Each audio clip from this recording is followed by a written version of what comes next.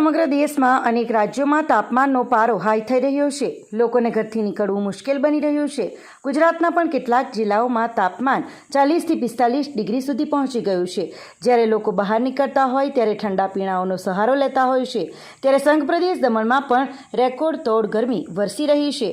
તેવામાં કેટલાક નિસ્વાર્થ સેવાભાવીઓ દ્વારા દમણ સ્થિત મસાલ ચોક પાસે નિઃશુલ્ક છાસનું વિતરણ કરી રહ્યા છે, જેનો લાભ રાહદારીઓ લઈ રહ્યા છે।